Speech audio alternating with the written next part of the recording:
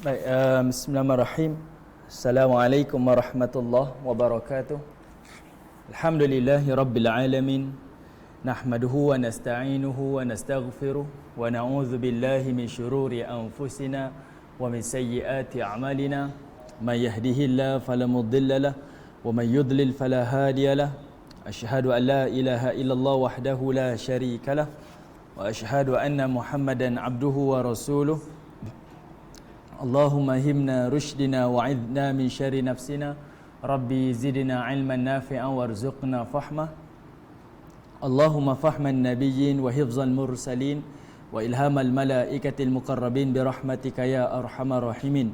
Subhanaka la ilma lana illa ma 'allamtana innaka antal alimul hakim.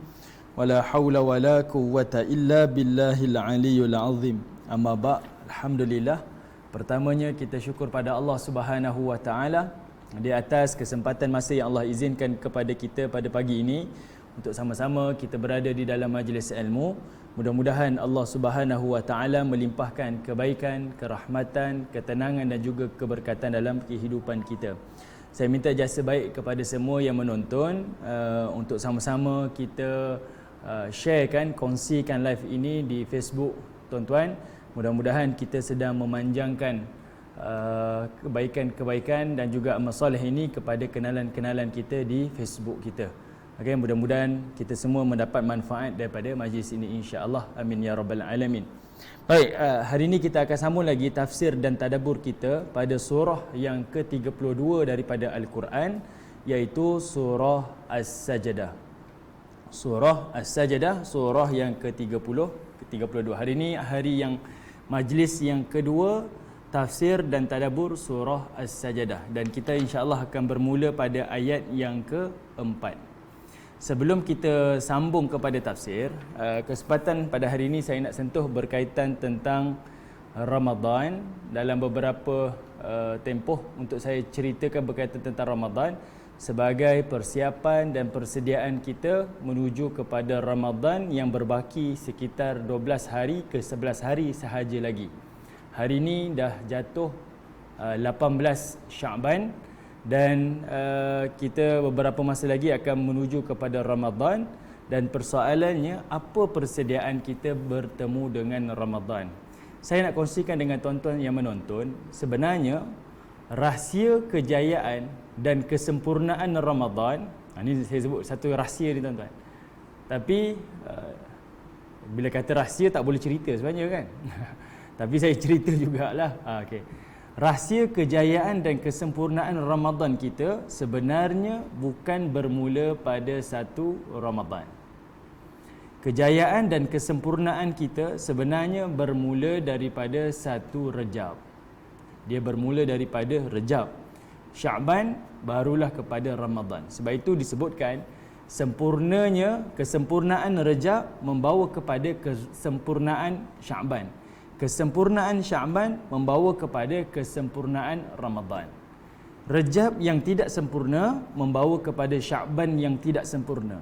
Syaban yang tidak sempurna akan membawa kepada Ramadan yang tidak sempurna. Yang ini yang disebutkan oleh para ulama kita, antaranya iaitu Al-Imam Abu Bakar Al-Balkhi. Dia menyebutkan Rejab huwa syahrun zar'in. Rejab adalah bulan bercucuk tanam. Kemudian dia kata Sya'ban adalah bulan menyiram tanaman. Manakala Ramadan huwa syahrun husad. Ramadan pula adalah bulan menuai hasil tanaman. Macam mana tuan-tuan? Saya bayangkan kepada tuan-tuan, kalau kita tengok dalam bulan-bulan di dalam Islam, yang mana bulan-bulan ini adalah bulan-bulan yang berada di sisi Allah Subhanahu wa taala, ada 12 bulan, 12. Kita ada 12 bulan. Daripada 12 bulan, ada 4 bulan yang Allah Taala telah haramkan. Ada 4 bulan yang Allah telah haramkan. Apa dia? Yang pertama iaitu Rejab, diikuti dengan Zulqa'dah, Zulhijjah dan juga Muharram. Ni 4 bulan yang disebut sebagai bulan haram. Kenapa haram? Yang ini kita tak boleh nak kata, sebab yang ini Allah Ta'ala telah tetapkan di sisinya. Ada 12 bulan, 4 bulannya Allah Ta'ala telah jadikan sebagai bulan haram. Kalau kita perhatikan lagi, 3 bulan adalah bulan yang berturut-turut, Zulkaidah, Zulhijjah dan juga Muharram. Ni 3 bulan berturut-turut sebagai bulan haram. Namun Rejab Allah awalkan 3 bulan sebelum bulan Zulkaidah. Kenapa Allah tak letakkan Rejab, Zulkaidah, Zulhijjah, Muharram? 4 bulan haram ni berturut-turut. Tapi hanya 3 yang berturut, satu ni iaitu Rejab diawalkan 3 bulan awal. Rejab, Sya'ban, Ramadan, Syawal, baru masuk Zulkaidah. Baik. Kata Abu Bakar Al-Balkhi tadi, iaitu Rejab adalah syahrun zar'in, bulan bercucuk tanam. Macam mana bulan bercucuk tanam? Dalam bahasa mudahnya, Ramadan nak berjaya dan sempurnanya Ramadan kita, dia punya starting line dia adalah pada bulan Rejab. Starting line dia adalah pada bulan Rejab. Kenapa? Sebab itu Allah takdirkan Rejab sebagai bulan haram. Apa yang dimaksudkan dengan haram dekat sini tuan-tuan? Kita jangan berbeza, sebab bukan sekadar ada tanah haram, daerah yang haram. Waktu pun ada waktu yang haram, masa pun ada masa yang haram. Kalau daerah ataupun tanah haram, dia merujuk kepada kota Mekah dan juga kota Madinah. Waktu yang haram adalah merujuk kepada 4 bulan yang haram tadi, iaitu Rejab, Zulkaidah, Zulhijjah dan juga Muharram. Apa yang dimaksudkan dengan haram tuan-tuan? Kata Abdullah bin Abbas, salah seorang daripada sahabat Nabi yang alim sebagai ahlul Quran dan juga ahli tafsir. Kata Abdullah bin Abbas, bulan haram ni sama macam keadaan tanah haram. Okay, sebab selalu orang compare kan, berbeza kan. Tanah haram, tanah halal.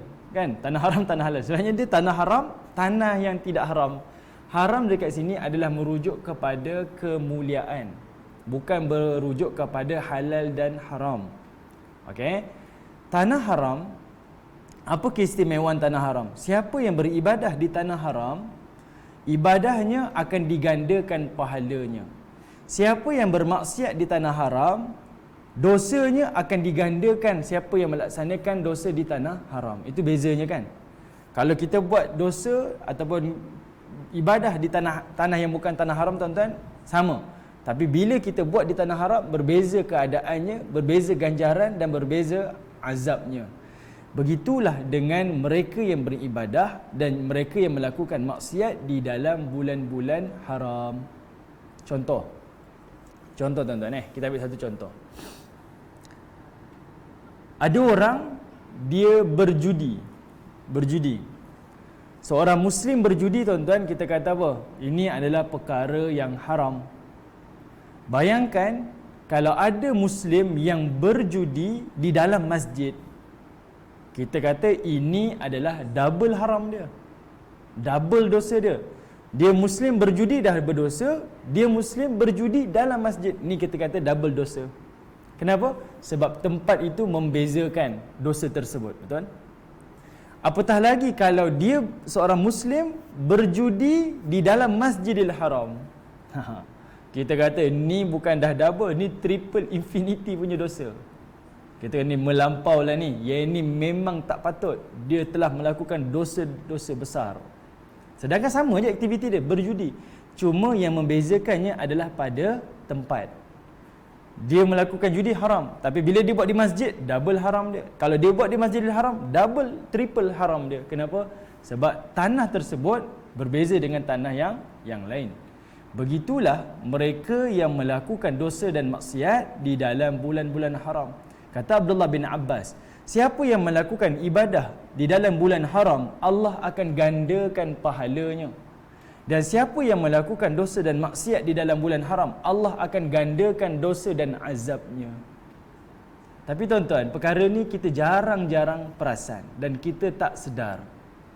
Okey, kalau tanah haram kita sangat-sangat berhati-hati, tapi bulan haram sepanjang bulan itu 30 hari itu adalah bulan yang sepatutnya kita berhati-hati, tapi kita tak berhati-hati. Sebab itu Abdullah bin Abbas, kalau tuan-tuan perhatikan, kalau tuan-tuan pergi ke Mekah, tuan-tuan ziarah Taif, tuan-tuan akan tengok ada satu masjid namanya Masjid Abdullah bin Abbas.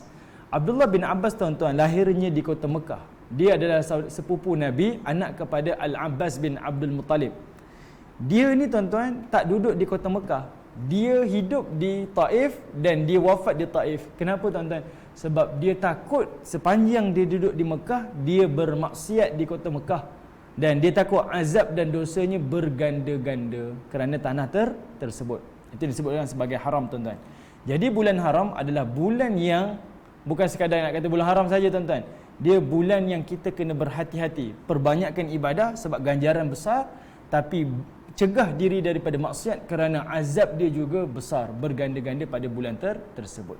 Apa yang saya nak sampaikan, tuan-tuan? Rejab adalah bulan haram dan dia adalah starting line kita sebelum bertemu dengan Ramadan. Kenapa? Secara automatik bila kita sedar Rejab adalah bulan haram, masuk saja satu Rejab, tuan-tuan, kita akan menggandakan ibadah kita. Dalam masa yang sama kita menghalang dan menjauhkan diri kita daripada maksiat. Kerana apa? Kerana bulan tersebut adalah bulan haram. Sebab itu Imam Abu Bakar tadi dia mengatakan Rajab adalah syahrun zar'in, iaitu bulan bercucuk tanam. Bulan itulah, tuan-tuan, bulan kita struggle.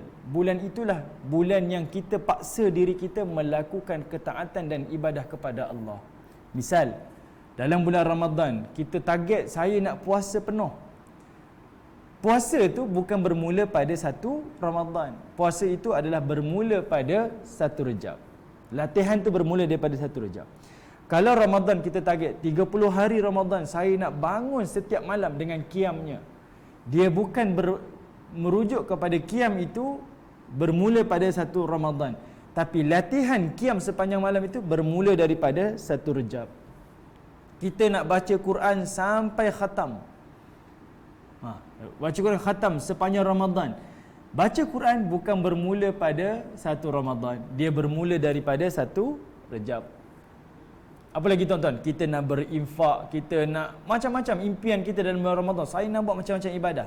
Dia bukan bermula daripada satu Ramadan, dia bermula daripada satu Rejab. Sebab ini adalah bulan struggle. Bulan kita baru start nak bercucuk tanam. Baru bulan kita nak berusaha menghidupkan ibadah-ibadah ni. Sebab apa, tuan-tuan? Sebab kebiasaannya kita dah lama tak baca Quran. Bila kita start nak baca Quran, tuan-tuan, kita rasa berat, kita rasa malas, kita rasa lidah kita ni keras. Jadi rugi kalau kita bermula daripada satu Ramadan. Dia mesti bermula daripada satu Rejab. Dia mesti bermula daripada satu Rejab. Sebab satu Rejab itu membuatkan kita punya latihan kita berterusan. Kita membina momentum tu, suasana tu daripada satu Rejab. InsyaAllah kita akan dapat hasilnya pada bulan Ramadan. Okey. Baik. Dalam bahasa mudah kita, Rejab adalah bulan struggle, bulan paksaan untuk beribadah. Apatah lagi Allah telah jadikan dia sebagai bulan haram. Buat pahala bertambah, buat dosa bertambah azabnya. Jadi secara automatik kalau kita sedar bulan itu adalah bulan haram, automatik kita akan paksa diri kita beribadah dan kita akan paksa diri kita untuk jauhkan daripada perkara kemaksiatan dan perkara yang haram. Manakala bulan Sya'ban, tuan-tuan, yang kita sedang lalui hari ini adalah bulan menyiram tanaman. Macam mana masuk bulan menyiram tanaman, tuan-tuan? Iaitu tanaman sudah ada, sekarang kita siramkan tanaman itu supaya dia lebih besar, dia lebih subur. Begitulah dengan ibadah kita. Setelah kita paksa ibadah yang kita lakukan pada bulan Ramadan, Sya'ban ini adalah bulan sepatutnya kita sudah menjadikan ibadah sebagai rutin dan habit kita. Sya'ban adalah bulan yang telah menjadi rutin dan habit kita di dalam melakukan ibadah. Tetap perasan tak? Biasa kan kita dah masuk Ramadan. Satu Ramadan sampai 15 Ramadan. Bulan ni kita struggle. Awal Ramadan kita struggle, tuan-tuan. Baru nak puasa, baru nak belajar-belajar tahan lapar kan. Asal pergi bazar Ramadannya, masa buka semua benda nak beli. Sebab kita baru tiba-tiba tak makan, tuan-tuan. Jadi kita rasa macam semua benda kita nak makan. Itu nak makan, ini nak makan. Bila nak beribadah pun kita rasa berat kan? Bila kita nak qiyam pun kita rasa mengantuk. Bila baca Quran pun kita rasa letih dan sebagainya. Tapi perasan tak, bila kita masuk 16 Ramadan, 20 Ramadan ke atas, badan dah mula rasa ringan. Kalau berbuka tu, tuan-tuan, dah tak makan banyak-banyak dah. Kita dah start makan cuit-cuit saja. Makan sikit-sikit pun kita rasa dah kenyang dah memadai dah. Sepatutnya, tuan-tuan, momentum yang kita dapat pada penghujung Ramadan ataupun pertengahan Ramadan yang seperti itu, tuan-tuan, ibadah kita dah mula rasa selesa, kita dah mula rasa seronok, kan, badan pun dah rasa ringan, perut pun dah rasa selesa. Momentum tu sebenarnya dibina dan dirasai pada bulan Syaban. Okey, perasaan tu, keadaan itu sepatutnya dirasai pada bulan Syaban. Tapi sayang tuan-tuan, kita dah rasa di pertengahan dan di penghujung Ramadan suasana tu. Akibatnya tuan-tuan, tak sampai 10 hari dah raya pula. Bila kita dah rasa alamak dah raya, yang itu yang kita membuatkan kita dah iman ni, dia iman ni yazid wa yanqus kan tuan-tuan. Dia bertambah dan dia berkurang. Masa tengah naik raya pula, masa tu dia kendur semula. Tapi kalau kita dapat capai masa Syaban tuan-tuan, Ramadan tu adalah kita meneruskan sahaja momentum tersebut. Syaban adalah bulan kita menyiram tanaman, menyuburkan lagi, memperbaiki lagi ibadah, tetapi momentum sudah ada. Rejab bulan permulaan, pahit permulaannya tu, sukar, berat, paksaan, struggle dan sebagainya. Tapi Syaban momentum dah ada dah, sebab kita dah berjalan.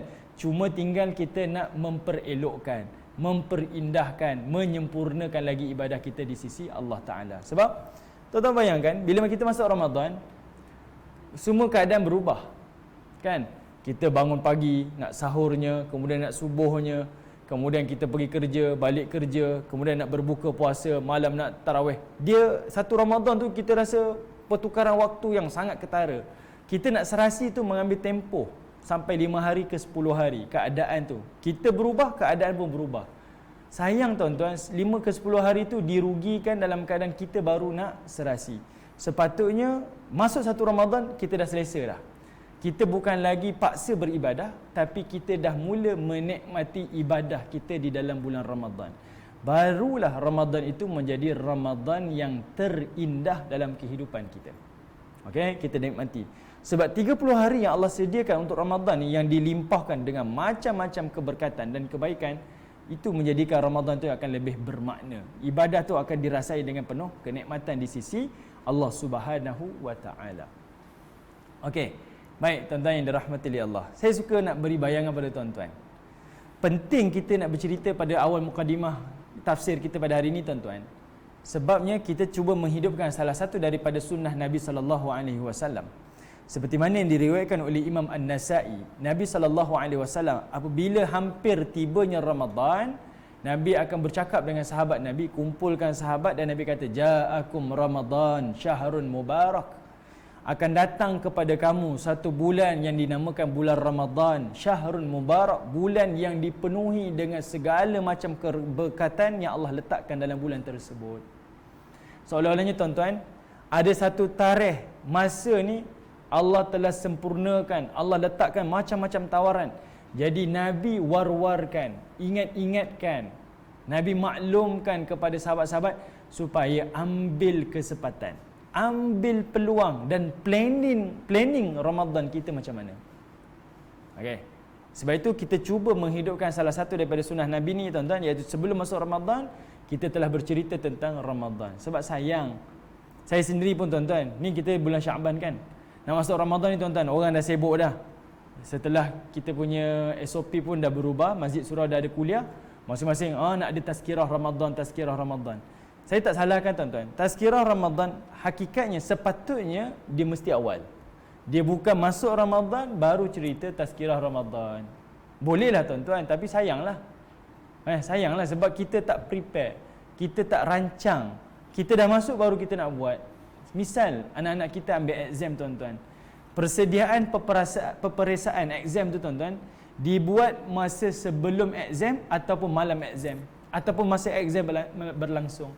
Sudah tentu persiapan itu kerja khusus ke kursus ataupun latihan ke teknik-teknik menjawab exam ke mesti dibuat sebelum masuk sebelum masuk minggu-minggu peperiksaan. Dia mesti dibuat awal, bukan masuk hari peperiksaan, esok nak exam, malam ni baru buat kelas, malam ni baru nak buat latihan, malam ni baru nak buat bengkel dan sebagainya. Itu tak logik sepatutnya. Ini secara rasional ni kita berfikir seperti itu. Jadi begitulah.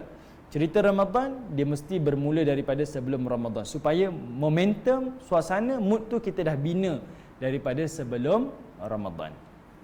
Okey. Sebab itu Nabi kata, Syahrul Mubarak, bulan yang Allah limpahkan keberkatan. Siang kamu akan berpuasa, malam pula kamu akan menghidupkan dengan qiyam dan Quran kamu. Kemudian Nabi SAW sebutkan, pada bulan Ramadan juga pintu-pintu syurga akan dibuka oleh Allah Ta'ala, manakala pintu-pintu neraka akan ditutup oleh Allah Ta'ala. Syaitan-syaitan akan dibelenggu oleh Allah Subhanahu Wa Ta'ala. Kemudian Nabi sebut, faqad hurima khairuha faqad hurim.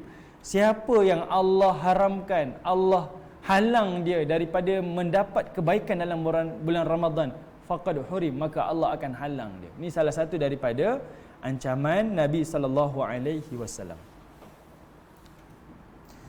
Seperti saya sebutkan tadi tuan-tuan, membina suasana Ramadan adalah sebelum Ramadan. Contohlah, hari ini kita masuk 18 Sya'ban. 18 Sya'ban. Tuan-tuan bayangkan, kalau hari ini adalah 18 Ramadan, apa yang berlaku tuan-tuan? Hari ini 18 Ramadan, apa yang berlaku?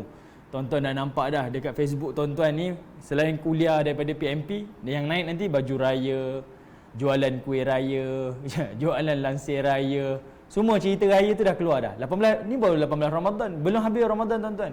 Tapi orang dah sibuk tentang cerita tentang Syawal. Betul? Kemudian tuan-tuan, daripada 18 Ramadan, kalau hari ni 18 Ramadan, hari ni 18 Sya'ban. Kalau hari ni 18 Ramadan tuan-tuan, bukan sekadar cerita raya je keluar. Bahkan tuan-tuan naik kereta, tuan-tuan dengar radio, tuan-tuan tengok TV, lagu raya dah keluar, cerita-cerita hari raya pertama apa, hari raya kedua apa, hari raya ketiga apa. Suasana raya tu telah ada di pertengahan Ramadan. Akibatnya apa tuan-tuan? Tuan-tuan punya raya sepatutnya yang Allah bagi 2 hari je. Hari Raya Aidilfitri sehari, Aidil Adha sehari. Tapi kita punya raya tuan-tuan lajak sampai 30 Syawal. 30 hari beraya. Sebab apa? Momentum suasana tu dibina awal. Mood tu dibina awal. Sampai orang jadi tak sabar-sabar. Orang beli baju raya berpasang-pasang. Sedangkan raya ni sehari je Allah berikan. Tapi kitanya raya sampai 30 hari. Tak salah lah. Tapi jangan sampai ada pembaziran. Kenapa jadi macam tu? Sebab suasana tu dibina awal. Perasaan tu dibina awal. Bayangkan kalau tuan-tuan tak dibina perasaan raya tu, pagi Syawal tu baru rasa raya.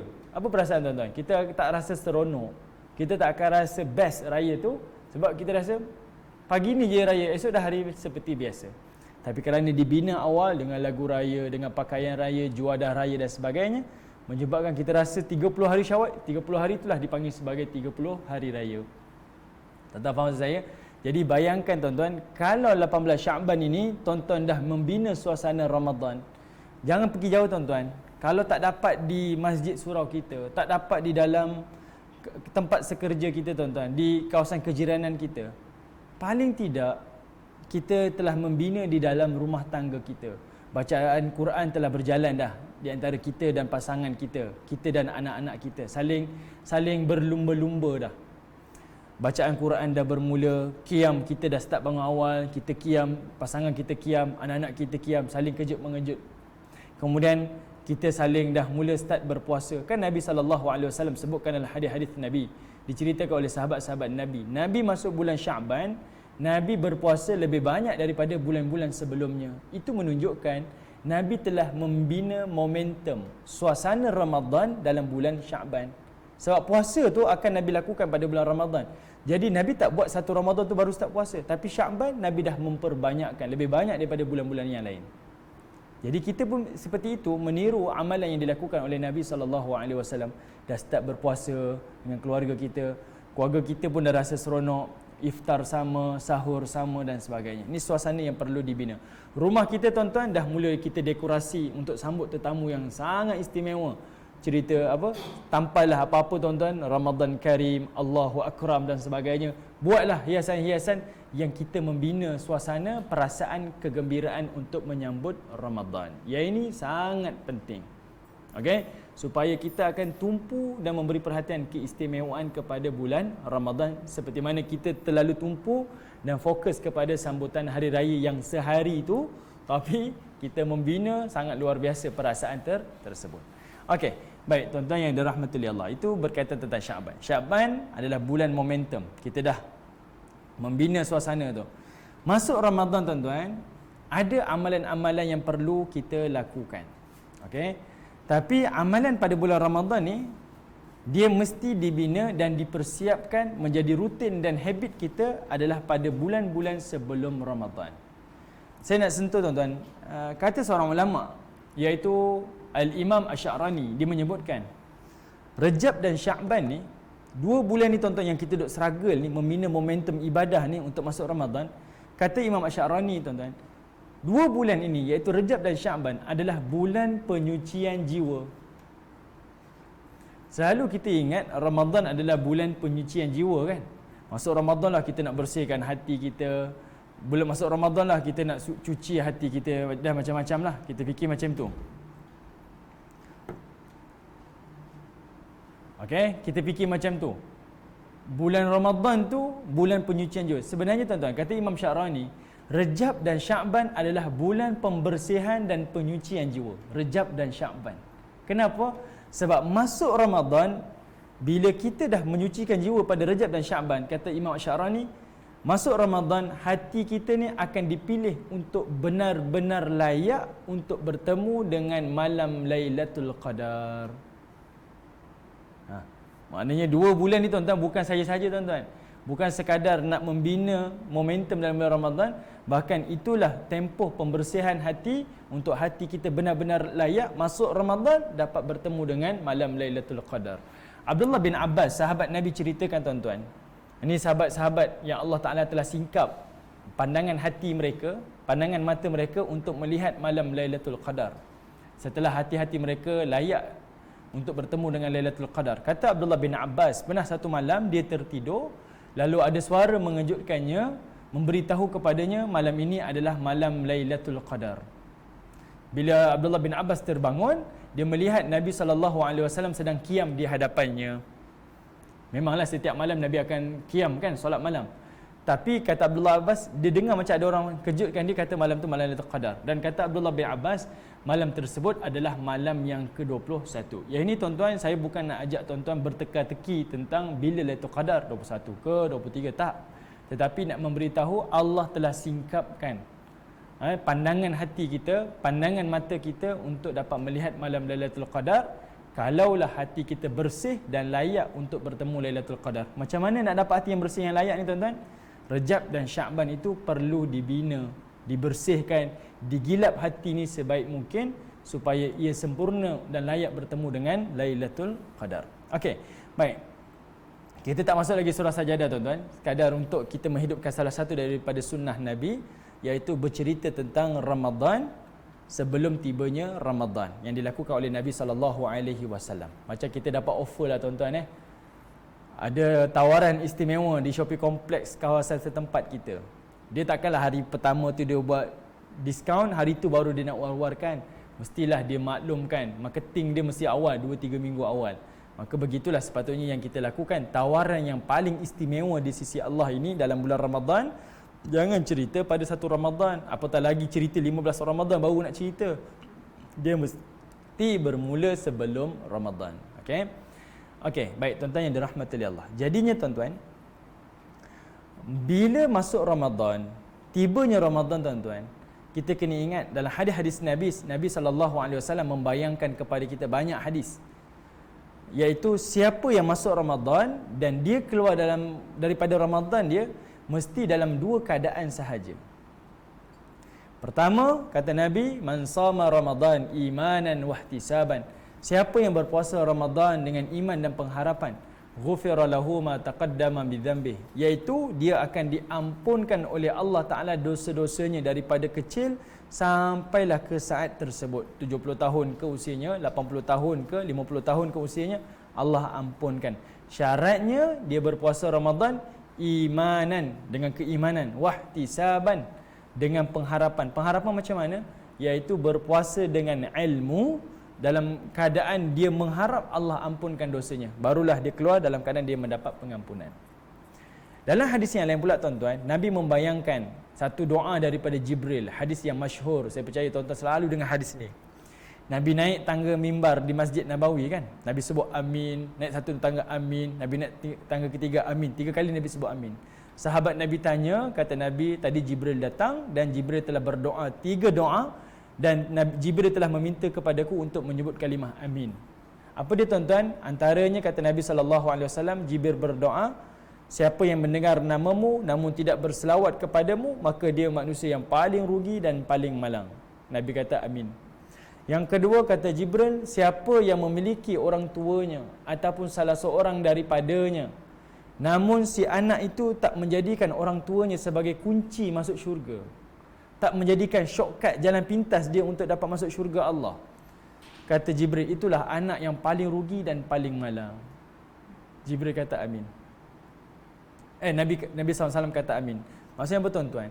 Ramai orang tuan-tuan, dia fokus syurga tu di luar rumah. Dia cari syurga di luar rumah. Maksudnya apa? Dia pergi haji, pergi umrah. Ya betul.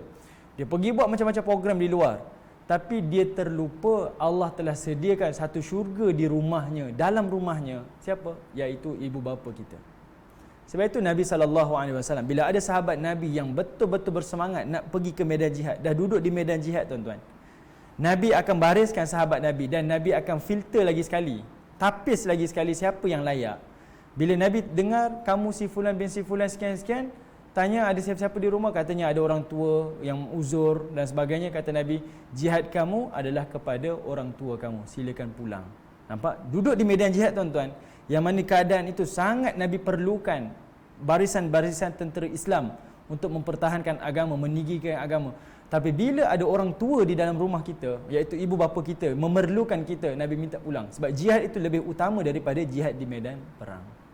Ini jalan pintas tuan-tuan untuk kita masuk syurga Allah. Dalam keadaan kita bersemangat mengejar syurga Allah di luar rumah, jangan abaikan sama sekali syurga yang Allah telah sediakan untuk kita di dalam rumah kita, di kampung halaman kita. Usahakanlah tuan-tuan, berbaktilah pada orang tua kita. Sebab Jibril sini berdoa, siapa yang ada orang tuanya ataupun salah seorang namun tak menjadikan dia masuk ke dalam syurga, tak jadi kunci dia masuk syurga tuan-tuan, dia anak yang paling rugi dan paling malang.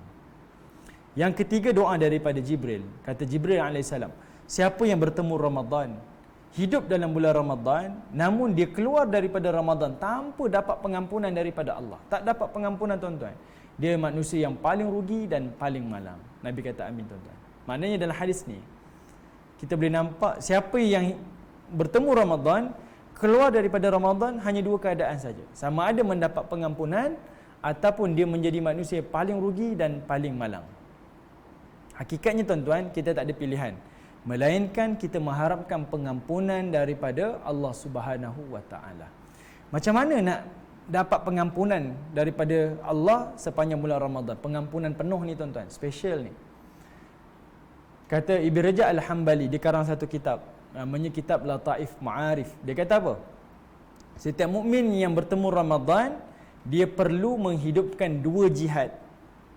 Dia perlu hidupkan dua jihad, barulah dia mendapat pengampunan daripada Allah Subhanahu wa taala. Apa jihad ni tuan-tuan? Pertama, jihad di siang hari. Yang kedua adalah jihad di malam hari. Satu jihad di siang hari, satu lagi jihad di malam hari. Okey, jihad di siang hari ni tuan-tuan, kata Ibn Rajab, adalah merujuk kepada as-siyam. Okey, yang saya nak cerita ni tuan-tuan adalah perkara yang kita kena buat dan jaga di dalam bulan Ramadan. Tapi persediaan dia, persiapan dia adalah sebelum Ramadan, bermula sekarang. Sebenarnya dia start daripada Rajab dah. Sebab Ramadan bukan bulan paksaan beribadah. Ramadan adalah bulan menikmati ibadah. Puasa kita dah rasa seronok. Satu Ramadan tuan-tuan, badan dah rasa ringan untuk berpuasa dah. Ramadan kita dah mula menikmati Quran. Bukan 20 Ramadan baru nak dapat momentum baca Quran. Tak, dia dah daripada satu Ramadan. Satu Ramadan kita dah mula rasa seronok. Mata kita dah macam alam clock tuan-tuan. Bangun pukul 4 pagi dah bangun untuk qiyam. Okey, kita dah rasa keselesaan dan mula menikmati ibadah. Tuan-tuan, pengalaman saya sendiri tuan-tuan, saya pernah jumpa dengan seorang lelaki muda lagi, 40-an. Masih lagi bekerja, namun dia sangat konsisten menjaga solat jamaah. Tak pernah tinggal. Saya ada kuliah dekat satu tempat ni. Saya tengok dia, setiap kali kuliah, dia mesti hadir. Dan dia datang lebih awal daripada azan dilaungkan. Sebelum azan, dia dah menunggu dalam masjid dah. Tunggu. Sempat saya sembang-sembang dengan dia, saya mengajar situ lama dah, dalam 2-3 tahun sebelum PKP. Saya tanya pada dia, abang kerja mana? Saya kerja dekat Bukit Damansara ke kat mana entah, ada satu session tu. Dia kata saya kerja di sana. Setiap petang saya mesti balik ke rumah, saya akan pastikan maghrib sempat dekat sini. Saya dah fikir benda tu sangat sukar tuan-tuan. Bahkan saya pernah singgah solat di masjid tu Zuhur. Dia ada tuan-tuan. Maknanya saya assume setiap waktu dia ada. Saya tanya dia, tak penat ke nak jaga solat jamaah ni? Bukankah kita boleh jamaah dekat rumah kalau tak sempat? Dia kata apa? Ni bukan soal penat dah ustaz. Ini soal nikmat. Dia kata ni soal nikmat. Kalau saya tak buat, saya resah. Hati saya sakit, saya rasa tak senang. Dia kata baik saya buat sebab ni Allah dah campakkan satu kemanisan, kelazatan dalam beribadah. Ramadan tuan-tuan, sepatutnya kita dah duduk di track tersebut. Kita mula menikmati ibadah, bukan kita terpaksa melakukan ibadah. Sebab itu kita akan rasa lama 30 hari tu. Allah, sekejap-kejap puasa, kan malam tarawih pula, penat lah. Kita rasa sebab kita tak menikmati, kita baru nak struggle. Sepatutnya perasaan struggle tu dibina pada Rejab. Saya ulangi sekali, Rejab adalah bulan haram yang mana buat pahala gandaan, buat dosa pun ada gandaan dosa dia. Okay, jadi dalam masa sama, Rejab adalah bulan kita terpaksa beribadah, bulan terpaksa kita tinggalkan maksiat. Dia adalah line starting kita, starting line kita untuk membina momentum menuju kepada Ramadan. Okey, jadi pertama kata Ibn Rajab adalah as-siyam, puasa. Jihad yang pertama adalah puasa, jihad siang hari ni, puasa. Puasa tuan-tuan adalah satu ibadah yang unik dan istimewa di sisi Allah. Sebab itu Nabi SAW sebutkan, pahala puasa ni adalah hak mutlak Allah. Tak ada orang boleh nilai puasanya dapat berapa. Dia berbeza dengan ibadah lain. Kalau kita baca Quran, kan Nabi sebut, satu huruf, baca Quran satu huruf ada 10 kebaikan. Alif 10 kebaikan. Lam 10 kebaikan, mim 10 kebaikan. Nabi sebut dia punya detail pahala tu. Bahkan kalau kita solat bersendirian dapat 1. Kalau kita berjemaah 27 kali ganda, disebut dia punya angka-angka dia. Tapi pada ibadah puasa tak. Dia mutlak. Allah Taala beri mengikut keadaan hamba dia. Kenapa tuan-tuan? Sebab ibadah-ibadah yang kita lakukan dipanggil ibadah setelah kita laksanakan. Saya dirikan solat, baru dipanggil ibadah, baru dipanggil solat. Saya laksanakan haji dan umrah, baru dipanggil haji dan umrah. Tapi ibadah puasa, kita bukan buat tuan-tuan, kita tinggalkan kerana Allah, baru dia jadi ibadah. Ibadah lain kita buat, baru dipanggil ibadah. Puasa, kita tinggalkan kerana Allah, dipanggil ibadah. Kita ada makanan di rumah tuan-tuan, kita ada minuman di rumah, tapi kita tinggalkan makanan dan minuman tersebut adalah kerana Allah, baru dia jadi ibadah. Ibadah lain kita buat dan orang tahu. Kita solat orang nampak tuan-tuan, baru dia jadi kat situlah. Oh, dia ni solat. Kita pergi haji, orang tahu, nampak kita pergi haji. Kita pergi umrah, orang tahu kita pergi umrah. Kita bayar zakat, orang tahu, orang nampak kita buat zakat. Tapi puasa tuan-tuan, kita berpuasa, orang tak tahu. Okey, kita puasa, orang tak tahu tuan-tuan. Sehinggalah kita bagi tahu, ya saya puasa. Sebab itu puasa dia sangat special di sisi Allah Ta'ala. Okey, kita puasa, orang tak tahu, sehinggalah kita bagi tahu. Macam saya pagi ni tuan-tuan, saya datang. Tuan-tuan tak tahu saya ni puasa ataupun tidak, sehinggalah saya bagi tahu pada tuan-tuan saya puasa. Sebab saya tak perlu buat apa-apa, hanya duduk saja kan, tak makan, tak minum, saya buat kerana Allah Ta'ala. Sebab dia adalah urusan hati kita dengan Allah Ta'ala. Tak melaksanakan apa-apa, tapi dipanggil ibadah kerana kita meninggalkan sesuatu adalah atas kerana Allah, perintah Allah. Okey, baik tuan-tuan, perempuan yang dirahmati oleh Allah Subhanahu Wa Ta'ala. Perbezaan ibadah dalam Ramadan ni, pahala dia berbeza-beza. Ada orang berpuasa dalam keadaan dia bekerja di bawah terikan cahaya matahari tuan-tuan. Sebagai kontraktor, sebagai buruh, sebagai apa, dia tak sama dengan orang yang bekerja di bawah di bawah bumbung, dalam aircon, dalam suasana yang kondusif dan sebagainya. Di situ tuan-tuan ada perbezaan pahala puasanya mengikut keadaan mujahadah dia. Tak sama juga pahala orang yang berpuasa dalam keadaan dalam rumah dia tak ada menu, tak ada juadah yang dia bakal makan masa iftar nanti, masa berbuka. Dia tak tahu nak pilih apa tuan-tuan, makanan apa yang ada sahaja. Berbeza dengan mereka yang berpuasa, makanan boleh dipilih-pilih masa berbuka nanti. Pergilah bazar Ramadan, pilihlah makanan apa. Pahalanya takkan sama. Dia mengikut kepada perjuangan kita dalam mentaati perintah Allah Ta'ala. Pahala tu berbeza-beza. Sebab itu as-siyam, puasa ni special. Para ulama kita tuan-tuan, asal mereka nak menggandakan pahala mereka, mereka akan memperbanyakkan puasa. Sebab itulah salah satunya ibadah yang dapat menambahkan pahala dalam keadaan dia tak tahu berapa banyak ibadah dia buat. Okey, sebab pahala-pahala yang lain, ibadah-ibadah yang lain ada pahala-pahalanya. Tapi pada puasa dia adalah hak mutlak Allah Subhanahu wa taala. Okey. Baik, tuan-tuan yang dirahmati Allah. Cumanya as-siyam dekat sini dia bukan sekadar tahan lapar, tahan dahaga, tak. As-siyam dekat sini adalah dia menahan seluruh panca indera kita daripada melakukan maksiat. Yang ini kena jelas tuan-tuan, sebab ramai masyarakat kita puasa, dia tahan lapar, tahan dahaga, tapi mata masih lagi tengok benda maksiat, telinga dengar lagi benda maksiat, tangan kaki masih lagi pegang buat benda maksiat, nafsu syahwat masih terangsang ke arah maksiat, perut masih lagi makan benda maksiat. Yang ini yang perlu kita latih diri kita, jihad pada diri kita untuk tinggalkan perkara yang haram dan maksiat kerana Allah Ta'ala. Okey, kalau hanya tahan lapar dahaga tuan-tuan, tapi maksiat-maksiat lain tetap buat, itu yang menyebabkan kita gagal dan tak mendapat tarbiyah daripada Ramadan. Cuba kita latih tuan-tuan, bukan sekadar tak makan, tak puas, tak minum, tapi menjaga diri kita daripada maksiat dalam tempoh. Kalau start daripada Rejab, Syaban, Ramadan tuan-tuan, percaya 3 bulan kita buat direct tuan-tuan, kita akan dapat satu momentum baru, kita akan dapat satu diri yang baru, perasaan yang baru. Sebab disebutkan tuan-tuan, saya tak pasti sama ada kalam Nabi, saya rasa macam hadis Nabi, tapi mungkin daripada kalam ulama yang menyebutkan siapa yang menundukkan pandangannya daripada melihat perkara yang haram, Allah akan gantikan kelazatan ibadat di dalam hatinya. Maknanya kita menghalang mata kita daripada melihat perkara lazat dari sudut maksiat tuan-tuan, Allah gantikan kelazatan ibadah di dalam hatinya. Okey, ini gantian yang paling terbaik di sisi Allah Subhanahu wa taala. Okey, baik tuan-tuan yang dirahmati oleh Allah Subhanahu wa taala. Jadi as-siyam iaitu lindungi, pelihara diri daripada melakukan maksiat. Yang kedua tuan-tuan adalah jihad di malam hari. Jihad di malam hari tuan-tuan pecah pada dua.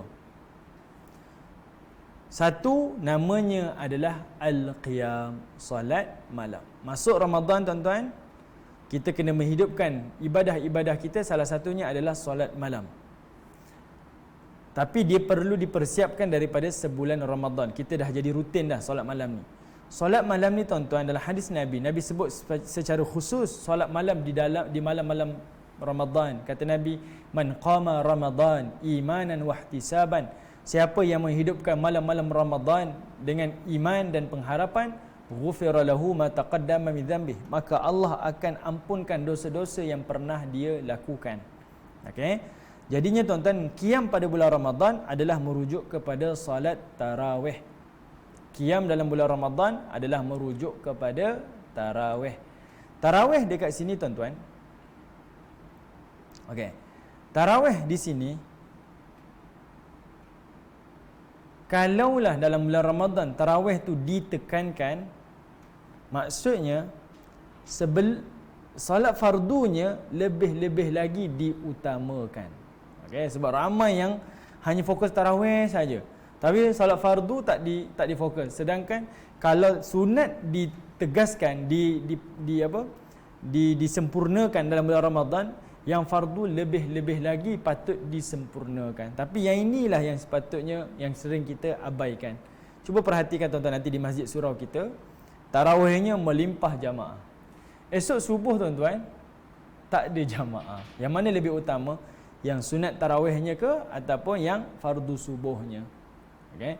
Jadi kita kena faham di situ, kalau tarawih yang sunat pun diutamakan, apatah lagi yang fardu lebih-lebih lagi mesti diutamakan. Okay. Saya rasa saya pernah kongsikan pada tuan-tuan, kalau kita masuk Ramadan dalam keadaan kita rasa saya dah bersedia, saya memang orang tak tinggalkan solat, tuan-tuan, dalam ibadah ni kita mesti ada target-target baru supaya kita tak rasa kita duduk di zon selesa kita. Misal lah, kalau sebelum ni kita solatnya jarang-jarang, jadikan starting line Rejab, Syaban, Ramadan ni adalah saya mula nak menyempurnakan solat fardu 5 waktu sehari semalam. Kalau kita memang dah capai solat fardu 5 waktu sehari semalam, kita jadikan target tahun ini, saya bukan sekadar nak solat fardu 5 waktu saja, tapi nak 5 waktu awal waktu. Kan? Kalau dah sampai 5 waktu awal waktu, tuan-tuan, naik lagi satu target. 5 waktu awal waktu berjemaah. Kalau dah dapat lagi, tuan-tuan, naik lagi satu target. Saya nak jaga juga solat sunat rawatib saya. 5 waktu awal waktu berjemaah dan juga rawatib qabliyah ba'diyah. Qabliyah dan ba'diyah ni, tuan-tuan, saya dah sebut banyak kali dah, tapi saya ulang untuk kita sama-sama ulang kaji. Qabliyah dan ba'diyah ni ada ibadah khusus, pahala khusus untuk siapa yang menyempurna dan menjaganya. Daripada hadis riwayat Ummu Habibah menceritakan Nabi minta kita, galakkan kepada kita jaga 12 rakaat solat sunat rawatib sehari semalam. 12 rakaat. 4 rakaat sebelum subuh, 4 rakaat sebelum zuhur, 2 rakaat selepas zuhur, 2 rakaat selepas maghrib, 2 rakaat selepas isyak dan 2 rakaat sebelum subuh. 12 rakaat ini kalau kita sempurnakan, insya-Allah Allah Taala akan membina satu rumah untuk kita di dalam syurga Allah Subhanahu wa taala. Seperti mana kita merancang dengan pasangan kita, nanti kita nak pencen, jomlah kita buat rumah dekat kampung. Jomlah kita bina rumah, berapa lama nak menyewa, kita beli rumah sekian-sekian lepas pencen. Kita merancang macam tu, tuan-tuan. Kalau kehidupan sementara pun kita merancang kediaman kita, apatah lagi kita perlu merancang kediaman yang kita duduk selama-lamanya di hari akhirat. Okay, panjangkan lagi angan-angan kita dan perancangan kita bersama dengan pasangan keluarga kita. Kita bukan sekadar nak bahagia dunia, tapi kita juga nak bahagia dunia berserta akhirat yang selama-lamanya. Okey, 12 rakaat ni, tuan-tuan, rancang bersama pasangan kita. Okey, baik tuan-tuan yang dirahmati oleh Allah. Yang ketiga pula, bila dah sempurna puasanya, solatnya, yang ketiga ramai yang mengabaikan. Apa dia? Iaitu Al-Quran. Bacaan Al-Quran mesti dibaca sepanjang Ramadan. Mesti. Jangan ditinggalkan, jangan diabaikan. Tuan-tuan, bila kita tengok Al-Quran, sepatutnya ada satu perasaan. Kita melihat Al-Quran bukan sebagai Al-Quran yang kita faham, tapi lihatlah Al-Quran sebagai surat cinta daripada Allah. Surat cinta daripada Allah. Kita tahu, bila Allah Ta'ala turunkan Al-Quran kepada kita, kita kena tahu yang mana Allah, dia datang daripada Allah, dan Allah Ta'ala meletakkan Quran itu seolah-olahnya satu perasaan rahmah di dalamnya untuk kita. Kita tinggal nak follow saja, tuan-tuan. Untuk kita ikuti sahaja, untuk kita menikmati dan membacanya. Saya bagi gambaran lah, tuan-tuan. Saya tak ada pengalaman. Zaman-zaman saya sebelum berkahwin, kami tak ada surat-surat cinta, tuan-tuan. Okey, surat-surat cinta bukan zaman saya lah, ni zaman tuan-tuan semua. Apa perasaan masa kita dulu menulis surat cinta dan menerima surat cinta? Bila kita dapat surat ni, oh yang inilah orang yang kita sangat minati, kita suka, sangat-sangat suka, tiba-tiba dia hantar surat pada kita, tuan-tuan. Kita rasa kita pegang tu, rasa macam tak nak lepas dah. Dapat-dapat, tuan-tuan, duduk tempat seorang-seorang, kita pun baca senyap-senyap. Sekali hantar surat cinta, tuan-tuan, bukan sehelai, saya percaya. Dia mesti berhelai-helai. Sebab kita menulis tu dengan perasaan, idea menulis tu mencurah-curah. Kan? Kita akan menulis, melimpah kita punya idea, tulis bersurat-surat. Berlembar-lembar dia punya surat cinta tu. Kita dapat terus baca, tuan-tuan. Satu muka surat selesai, satu muka surat selesai sampai habis. Betul? Kan? Kita sebab apa? Sebab kita tahu surat ni daripada siapa dan apa isi kandungannya. Sebab yang hantar surat ni adalah orang yang kita cinta. Dan kandungannya adalah meluahkan perasaan cinta. Bayangkan kalau kita sedar dan kita faham 30 juzuk yang Allah turunkan kepada kita ni, dia diturunkan daripada Allah Ar-Rahman Ar-Rahim.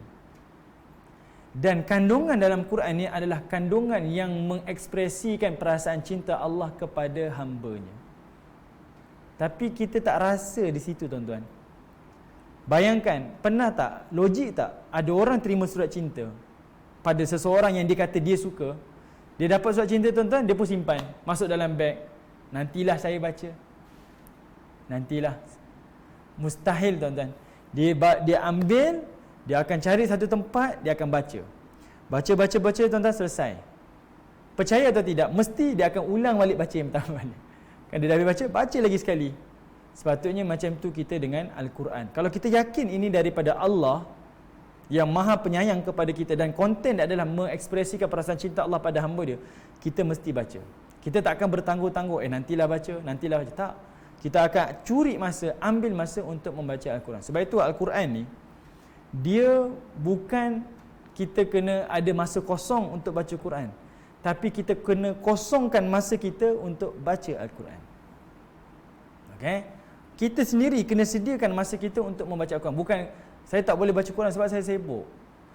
Selagi kita cakap, tuan-tuan, selagi itulah kita tak akan dapat membaca Al-Quran. Kita sendiri kena lapangkan waktu kita untuk membaca Al-Quran. Okey? Baik, tuan-tuan yang dirahmati oleh Allah Subhanahu Wa Taala. Jadi, pada bulan Ramadan, target kita mesti bermula baca Quran. Daripada tak pernah baca, Ramadan jadikan bulan baca Quran. Kalau dah pernah baca, targetlah sebulan, setahun Ramadan ini, kita mesti khatam Quran. Naik lagi satu tahap, khatam sekali dengan terjemahan Al-Quran. Sebab ramai baca Quran tapi ramai yang tak faham. Naik satu lagi level lagi, saya nak khatam Quran, khatam terjemahan Quran berserta khatam berserta tadabbur Al-Quran. Naik lagi satu level tuan-tuan, kita teruskan. Dia akan menambahkan lagi kemanisan, keseronokan kita dalam melakukan ibadah kepada Allah Subhanahu Wa Taala. Okey, baik, saya minta maaf tuan-tuan ambil masa yang sangat panjang, tapi saya rasa penting untuk saya sampaikan, mungkin dah berulang-ulang kali.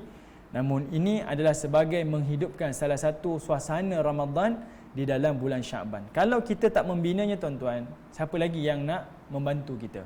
Okey, kita sendiri yang kena membina momentum Ramadan di dalam bulan Syaban, seperti mana tuan-tuan membina suasana raya pada bulan Ramadan. Cuba tahun lepas, tuan-tuan tak ada baju raya, tak balik kampung, tak ada juadah raya. Kita ada tak payah raya lah tahun ni. Apa tuan-tuan rasa? Sedih, marah, kecewa pun ada. Tapi kenapa kita tak rasa perasaan itu di dalam bulan Syaban, dalam masa berbaki untuk menuju kepada Ramadan? Okey, jadi kita membina perasaan itu mengikuti salah satu daripada sunnah Nabi SAW. Okey, baik tuan-tuan yang dirahmati oleh Allah, insya-Allah kita sambung lagi tadabbur kita pada surah As-Sajdah. Baik, kita akan bermula pada ayat keempat, tapi sekadar ulang kaji pada ayat-ayat yang sebelum ini yang kita telah baca.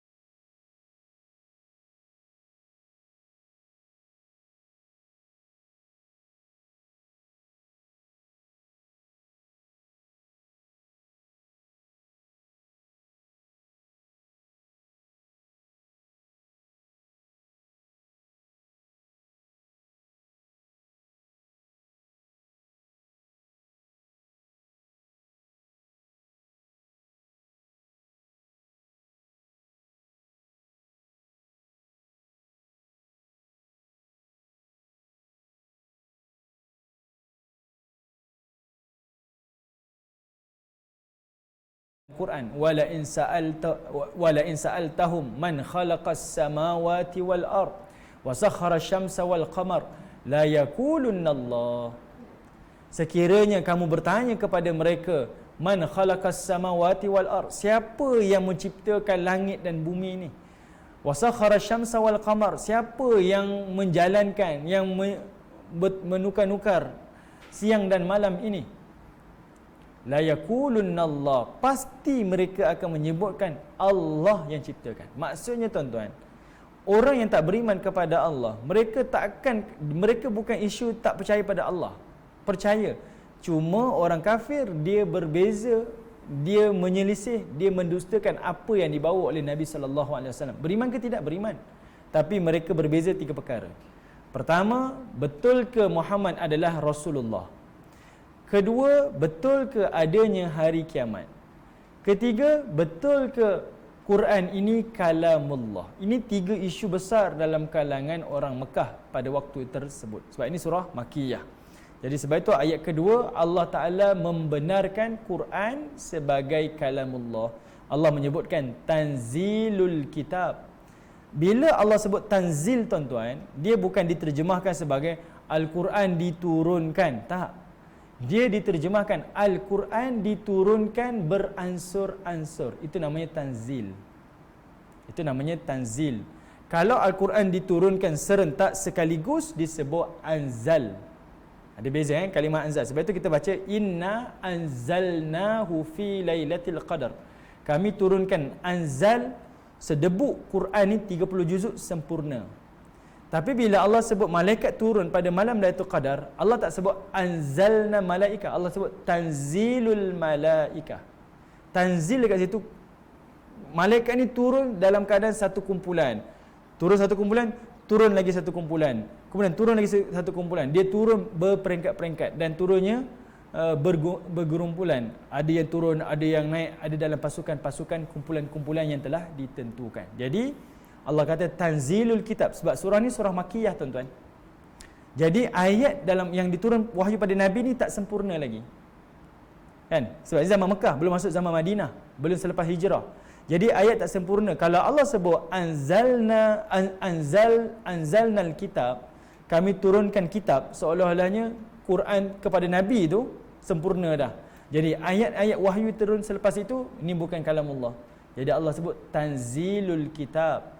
Ayat itu turun berperingkat-peringkat. Ada lagi ayat yang belum turun kepada Nabi sallallahu alaihi wasallam. Apa kata Allah Taala? La raiba fi. Ayat-ayat dalam kitab ini tak ada keraguan. Mana-mana Quraisy ataupun orang-orang yang tak beriman pada Nabi sallallahu alaihi wasallam kata Quran ini adalah kalam manusia, kalam Muhammad. Cuba kamu cari satu kemusykilan, satu keraguan daripada ayat-ayat kami walaupun satu huruf. Cuba datangkan. Kalau ada, silakan tunjukkan dan buktikan. Kalau ada, dan Allah jamin tuan-tuan, la raiba fi, tidak ada keraguan, tidak ada kesilapan, tidak ada kesalahan. Siapa yang boleh buat macam ni, tuan-tuan? Ni salah satu menunjukkan keistimewaan dan ketinggian Al-Quran. Tuan-tuan ceklah, tuan-tuan semaklah, tuan-tuan kajilah, buat research akademik, tuan-tuan, buat sampai PhD. Cuba buat satu kajian kesalahan-kesalahan Al-Quran. Carilah buku-buku, kitab-kitab yang ada cerita tentang kesalahan Al-Quran. Tidak ada, tuan-tuan. Tidak ada.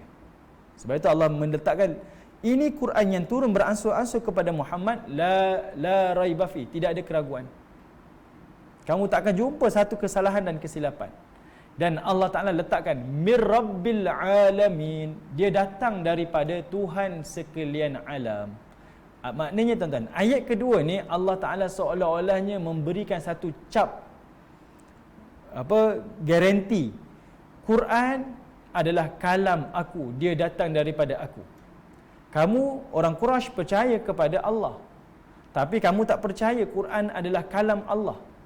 Okey, ada beza, tuan-tuan. Quraisy percaya Allah itu Tuhan, tapi dia tak percaya Quran itu adalah kalam Allah. Dia tak percaya. Tapi ayat kedua Allah kata Quran tak ada kesalahan sebab mir rabbil alamin, dia datang daripada kalam aku, dia datang daripada Tuhan sekalian alam. Okey. Kemudian ayat yang ketiga Allah Taala sebut am yaqulu naftara. Kalimah am tu, tuan-tuan, huruf alif mim tu, am tu, itu adalah menunjukkan kehairanan dan ketakjuban. Peliklah, Tak logik lah macam tu. Yaqulu, orang-orang kafir Quraisy pergi bercakap dengan Nabi Muhammad, iftara, Muhammad mereka-reka. Allah kata am yaqulu naftara. Tak logik, tak boleh diterima akal. Mereka berkata pada Muhammad, Quran ini adalah direka-reka. Itu perkara yang sangat mustahil. Sebab kalau kamu mengkaji Quran sebagai orang pakar bahasa, sebab orang Quraisy zaman tu pakar-pakar syair, tuan-tuan. Kamu tengok kandungan Quran, kamu akan nampak yang mana Quran ini tak sama dengan kalam manusia. Apatah lagi kamu kenal Muhammad sebagai Al-Amin, dan kamu tahu Muhammad tak pernah berdiri di pentas-pentas syair di zaman tersebut. Tak pernah berdiri. Tapi tiba-tiba keluarnya satu kitab daripada mulut Muhammad, yang mana Quran itu sangat hebat ketinggiannya, keasliannya, kesempurnaannya daripada syair-syair manusia. Jadi Allah kata am yaqulu naftarah. Macam mana kamu boleh kata Quran ini direka-reka, bukan daripada Allah? Sedangkan banyak bukti, banyak dalil, banyak hujah membuktikan Quran adalah daripada Allah Ta'ala. Itu maksud am yaqulu naftarah. Kemudian Allah tegaskan, tuan-tuan, bal huwal haqq min rabbik. Kata Allah Subhanahu wa Ta'ala, bal huwal haqq, yang sebenarnya pula huwa, Quran itu al-haq, kebenaran min rabbik, memang benar datang daripada Tuhan kamu. Maknanya tidak ada lagi keraguan dah. Quran solid daripada Allah, mutlak daripada Allah. Buktinya apa, tuan-tuan? Orang Quraisy menjadi saksi. Quran yang mereka dengar luar biasa, tak sama dengan kalam. Saya sebutkan, tuan-tuan, sebelum ni, hanya Jauhari yang mengenal Manikam. Mereka adalah penyair-penyair hebat, tuan-tuan. Tidak ada orang yang setanding dengan mereka dalam sudut-sudut syair. Quraisy menguasainya. Quraisy menguasai. Sebab itu Allah turunkan Quran pada zaman Nabi adalah untuk melawan hujah dengan Quraisy. Mukjizat ni kan melemahkan. Kalau zaman Nabi Musa, zaman itu adalah zaman sihir. Jadi mukjizat Nabi Musa adalah tongkat yang seolah-olahnya macam sihir. Jadi zaman Nabi SAW, syair tu menjadi kekuatan, dihormati, dimuliakan pada zaman tersebut. Allah turunkan Al-Quran. Jadi orang Quraisy melihat Quran, dia tahu dan dia nampak Quran tak sama dengan syair-syair mereka. Berbeza sama sekali. Kontennya, susunannya, kehalusannya, keseniannya, bahasanya sangat-sangat luar biasa. Apatah lagi, tuan-tuan, bila Allah kata mir rabbik, ini adalah kebenaran daripada Tuhan, dan Allah gunakan kalimah rabbika, ka tu merujuk pada kamu. Siapa yang menuduh Quran ini daripada Muhammad, salah. Ini daripada Tuhan kamu. Sebab apa? Quraisy sendiri menjadi saksi yang mana Quran berjaya mengubah mereka yang mendengar kalam Allah Subhanahu wa Ta'ala. Mereka tengok contoh daripada Umar Khattab. Macam mana Umar Khattab masuk Islam sedangkan dia tak bertemu dengan Nabi. Dia hanya mendengar kalam itu daripada mulut adiknya Fatimah. Macam mana mereka boleh berubah setelah mendengar ayat-ayat Quran? Mereka tak berubah mendengar syair, tuan-tuan, hanya terpesona saja. Tapi selepas itu masing-masing buat keadaan masing-masing. Tapi bila dia dengar kalam Al-Quran, berubah keadaan mereka, merubah kehidupan mereka.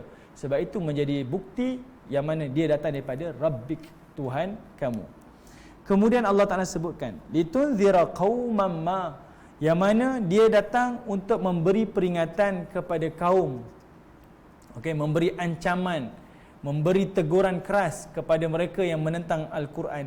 Ma atahum min nadhir, yang mana kaum ini dah lama tak didatangi dengan pemberi peringatan. Saya sebut dah, tuan-tuan, kaum ni merujuk pada siapa? Ni antaranya adalah merujuk kepada kaum Quraisy. Setelah mereka menjadi pemerintah di kota Mekah, tidak ada satu rasul yang pernah diturunkan kepada mereka. Jadi ayat itu merujuk kepada Quraisy. Min qablika la'allahum yahtadun. Kalimah la'allahum yahtadun ni, tuan-tuan, ini kalimah Allah Ta'ala menunjukkan kasih sayang dia. Mula-mula Allah kata apa? Macam mana kamu boleh kata macam tu? Am yaqulu naftara, aku pelik lah. Tapi Allah memberi harapan, tuan-tuan, kepada orang yang menentangnya, yang mengatakan Quran ini pendustaan Muhammad. Allah kata la'allahum, mudah-mudahan yahtadun, kamu akan diberikan hidayah oleh Allah Subhanahu wa Ta'ala. Seolah-olahnya Allah memberi harapan dan pujukan kepada mereka agar percaya dan beriman kepada Allah Ta'ala.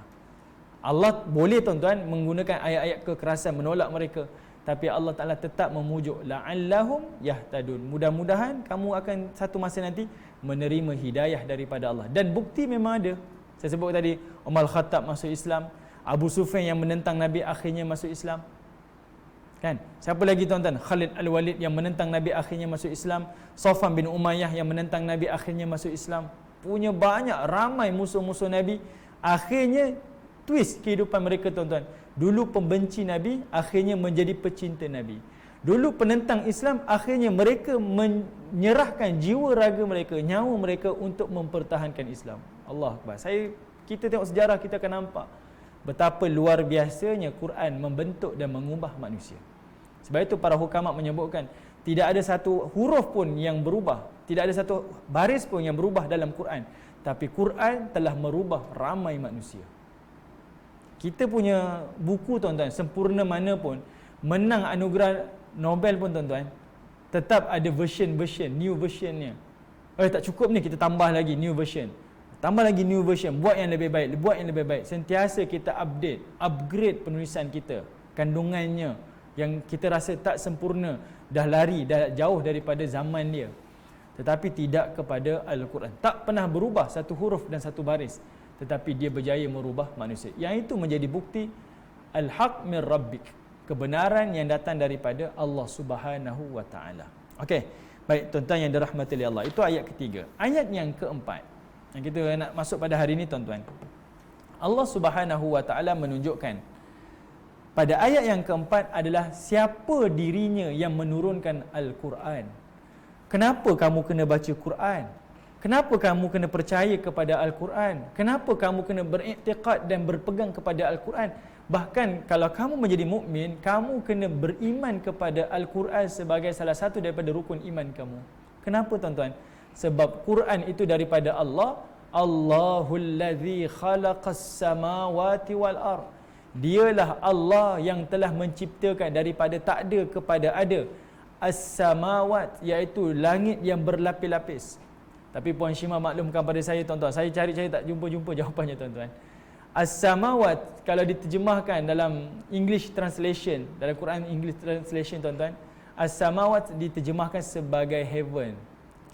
Tapi adalah kita dah bertanya kepada beberapa guru-guru kita, katanya sama sahaja maksudnya. As-samawat merujuk kepada langit, dalam masa sama merujuk kepada syurga-syurga juga. Okey, tapi Allah Taala menyebutkan khalaqas samawati. Allah Taala telah menjadikan daripada tak ada kepada ada, iaitu langit-langit, wal ard, dan juga bumi. Maksudnya apa tuan-tuan? Allah Taala menguasai kerajaannya yang berada di langit dan juga menguasai kerajaannya yang berada di bumi. Tidak ada satu pun yang terkeluar daripada kekuasaan dan kerajaan Allah. Yang ini kita dah sentuh pada surah Al-Mulk. Kerajaan Allah ada di bumi, di dunia, dan juga ada di akhirat. Di dunia, kerajaan Allah berada di langit dan juga di bumi. Kerajaan Allah di hari akhirat adanya di hari Yaumul Mahsyar, ada juga di dalam syurga, ada juga di dalam neraka. Artinya tuan-tuan, tidak ada satu makhluk Allah terkeluar daripada kekuasaan Allah. Semua duduk di bawah tunduk kerajaan dan kekuasaan Allah Subhanahu wa taala. Jadi Allah kata apa? Quran ni datang daripada siapa ni? Yang kamu kena baca, kena beriman, kena yakin, kena beriktikad pada dia. Dia datang daripada aku, iaitu Allah yang jadikan lapisan langit bertingkat-tingkat ni dan yang menjadikan bumi. Wa ma bainahuma, dan menjadikan juga di antara langit dan bumi ni. Semua yang berada di antara langit dan bumi, semuanya penciptaan daripada Allah. Semuanya makhluk Allah Subhanahu wa taala. Okey, itu Allah Taala menerangkan tentang diri dia. Dia yang turunkan Quran. Siapa dia yang turunkan Quran ni? Aku, Tuhan yang menciptakan semua alam ni. Yang hari ni tuan-tuan, kita keluar daripada rumah kita, dongak ke langit. Langit yang kita nampak itu adalah bawah kekuasaan Allah. Tengok ke bawah, tengok tanah yang kita pijak, ini adalah bumi yang Allah Ta'ala ciptakan. Tengok pada diri kita yang sempurna, ada kaki, ada tangan, ini semuanya di bawah penciptaan dan kekuasaan Allah Ta'ala. Kemudian Allah kata, fi sittati ayyam, yang aku ciptakan dalam 6 hari. Saya baca dalam beberapa tafsir tuan-tuan, kalimah ayyam memang diterjemahkan sebagai hari. Hari apatah lagi Allah Ta'ala sebut fi sittah, di dalam 6 ayyam, hari, 6 hari. Tapi para ulama yang contemporary menunjukkan 6 hari di sini tuan-tuan tak diterangkan adakah hari itu sama dengan hari kita. Okey, adakah hari itu merujuk kepada hari yaumul akhirah? Sebab pada ayat yang kelima nanti kita akan tengok Allah Taala bercerita tentang kadar masa tu. Yang mana Allah gunakan kalimah al-fasanah. Satu hari merujuk kepada 1000 tahun. Satu hari merujuk pada 1000 tahun. Kita tak tahu sittah ayyam kat situ, 6 hari itu merujuk kepada waktu di dunia ke ataupun waktu di akhirat. Ini perbincangan para ulama luas tuan-tuan di sini. Tapi tuan-tuan, para ulama pun tak mengetahui kenapa Allah gunakan kalimah sittah ayyam kat sini, 6 hari. Satu perbincangan tentang adakah hari dunia ataupun hari akhirat. Satu lagi, kenapa Allah gunakan sittah ayyam, 6 hari? Kenapa tak 7 hari? Kenapa tak 1 hari? Kenapa tak sekelip mata? Di sini adalah beberapa pandangan-pandangan ulama yang membongkar hikmah dia. Bukan nak kata itu kepastian, tapi sekadar untuk membongkarkan hikmah-hikmahnya. Apa dia? Ya, kalau ikut kepercayaan agama yang lain, mereka memang mengatakan 7 hari dan sebagainya. Terjemah secara literal. Tetapi kalimah di sini, 6 hari di sini tuan-tuan. Pertama, persoalan yang timbul. Kenapa Allah tak kata kun fayakun? Kan itu adalah hak mutlak Allah, kekuasaan Allah. Tapi para ulama kita menyebutkan antara hikmah dia adalah untuk membuktikan kekuasaan Allah Ta'ala. Seperti mana saya sebut pada minggu lalu tuan-tuan. Boleh je Allah ciptakan kita seperti bidadari tuan-tuan, tanpa ide ibu bapa. Cipta terus dewasa. Cipta terus dalam keadaan kita bertenaga dan kuat. Tapi penciptaan kita atas muka bumi ini dengan dalam keadaan berproses. Daripada pernikahan ibu ayah kita, lahirnya kita sebagai bayi, kemudian jadi kanak-kanak, kemudian jadi remaja, belia, dewasa, tua, akhirnya meninggal dunia. Proses tu nampak. Salah satunya mereka menyebutkan adalah sebagai tanda bukti kekuasaan Allah Ta'ala. Sebab apa? Bila kita nampak proses tu tuan-tuan, itu bukti kekuasaan Allah Ta'ala. Okay? Dan para ulama, antaranya Imam At-Tabari dan sebagainya, menyebutkan Allah Ta'ala mempertontonkan kekuasaannya di depan makhluknya, iaitu malaikat, menunjukkan kekuasaan dia, iaitu Allah merancang. Antara yang lain menyebutkan hikmah. Ni bukan nak kata tepat tuan-tuan, tapi ini pandangan para ulama menunjukkan hikmah, iaitu Allah menunjukkan ketelitian dia, kesempurnaan di dalam penciptaan dia. Okay? Allah Ta'ala tunjukkan perjalanan pergerakan proses adalah untuk menunjukkan kesempurnaan dan ketelitian dia. Yang ketiga, antara yang lain tuan-tuan, yang saya rasa dekat dengan saya, yang saya berpegang, iaitu Allah nak menunjukkan bila ada proses, nak menunjukkan satu-satu kejadian itu tak berlaku secara kebetulan ataupun tersalah. Yang ini saya rasa dekat dengan saya punya pembacaan. Saya rasa yang ini paling betul. Banyak, ni bukan nak kata yang tepat tuan-tuan, tetapi ni semuanya adalah hikmah. Betul tuan-tuan. Kalau Allah Ta'ala cipta terus, Allah Ta'ala menguasai. Dia nak cipta 6 hari ke, 2 hari, sehari, sekelip mata, itu kekuasaan dia. Tidak ada satu halangan pun. Tidak ada satu kekurangan pun. Tapi bila Allah kata, aku ciptakan 6 hari, kita berlepas. Kita kata itu adalah milik Allah, itu adalah kesempurnaan daripada Allah Ta'ala.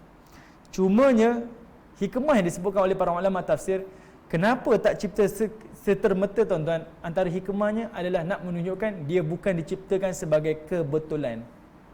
Kan pernah tuan-tuan orang cipta, buat satu kajian, cipta tuan-tuan, tiba-tiba terjadi ciptaan lain. Tuan-tuan pernah tengok yang tu, kertas plekat tu, saya tak tahu apa nama dia, yang kalau kita buat nota dia ada plekat tu, apa nama dia? Macam nota tu kan, yang warna-warni tu kan, nota tu. Dia dicipta tuan-tuan tanpa sengaja. Apa? Teflon. Non-stick. Teflon tu pun dicipta tanpa sengaja. Kerana tersalah, kerana kesilapan, akhirnya menjadi ciptaan yang lain. Okay? Dia dicipta tu tanpa sengaja, tak dirancang. Tapi kerana kesalahan tu, akhirnya menjadi ciptaan yang lain secara kebetulan. Jadi proses penciptaan alam yang disebutkan 6 hari di sisi Allah Ta'ala ni adalah untuk menunjukkan kesempurnaan, menunjukkan ketelitian dan kesempurnaan Allah, kekuasaan Allah, dalam masa yang sama untuk menafikan penciptaan alam ini adalah secara kebetulan.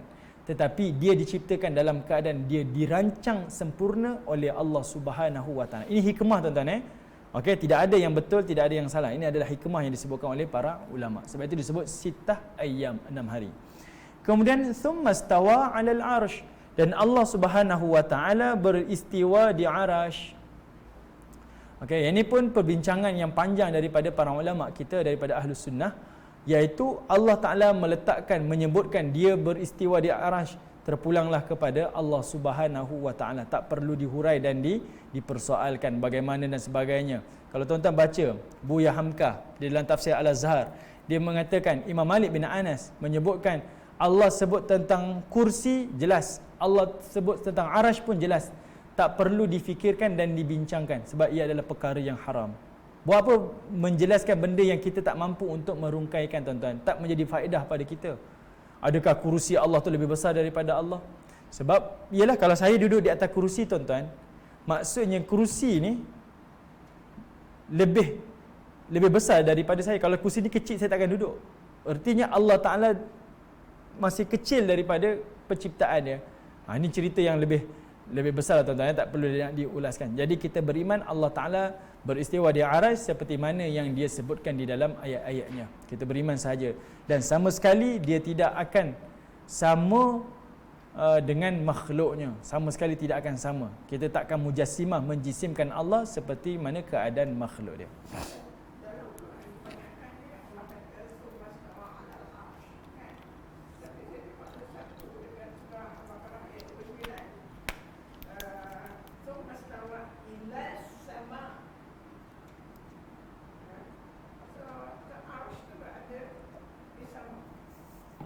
Okey, baik. Saya nak mudahkan macam ni dalam bahasa mudah kita. Kekuasaan Allah Ta'ala, macam kita tengok satu pentadbiran negara. Perdana Menteri, dia punya kekuasaan pentadbiran dia seluruh negeri Malaysia. Ada 14 negeri, termasuk negeri-negeri wilayah, ada bawah kekuasaan dia. Tapi pusatnya dekat mana? Putrajaya. Jadi bagi bahasa mudahnya, tuan-tuan, kekuasaan Allah Ta'ala meluas. Seluruh alam di bawah kerajaan dia. Tapi sengaja disebut arasy dan sebagainya, langit dan sebagainya, adalah nak bagi tahu pusat pentadbiran. Wallahu alam. Penyerahan macam itulah, saya mudah macam tu, nak bagi kefahaman mudah. Jangan kita kata bila Allah kata berada di langit, mana bertempat di situ. Mengatakan Allah Ta'ala tu duduk di langit tu sama macam keadaan makhluk dia. Ada arasy, ada singgasana. Bagi saya serah pada Allah Taala lah. Okey, kita tak payah nak apa macam mana nak membincangkan sesuatu yang benda yang kita tak tahu dan kita tak dapat faedah pun daripada situ sebenarnya. Saya kata Imam Malik pun kata perkara ni haram untuk dibincangkan sebab benda tu jelas. Allah sebut arasy, arasy lah. Allah Taala sebut istiwa, istiwa. Oh ya, ada perkataan.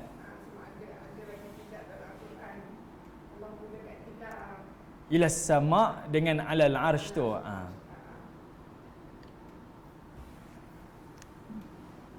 Okey.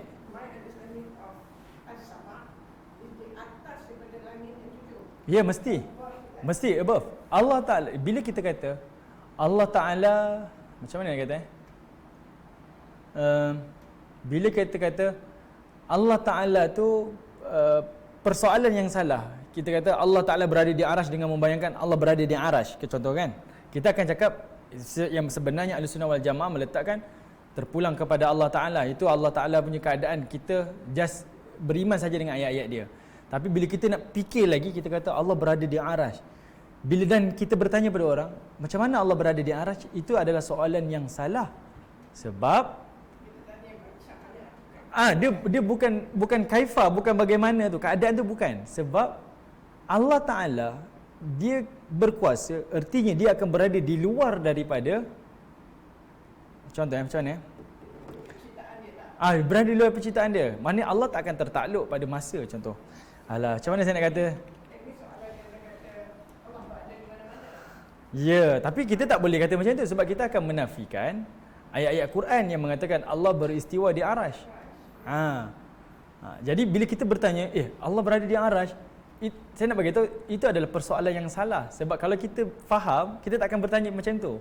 Sebab Allah berkuasa dan dia tak akan duduk di bawah kan, dia mesti di luar kan. Jadi kita, sebab tu saya kata lepaskan saja kepada Allah Taala dan kita beriman saja apa yang Allah Taala sampaikan. Semudah tu je sebenarnya. Kan? Dan perbincangan ialah selalu ahli akademik dia akan berbincang supaya ada part yang kita bila faham betul dia menambahkan keimanan lah.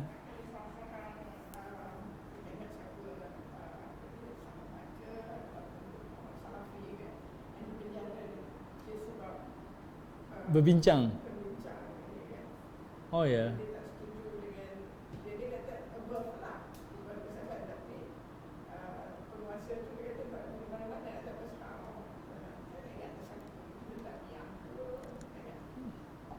Allah Allah. Okey, benda ni tak apalah, semudahnya tuan-tuan.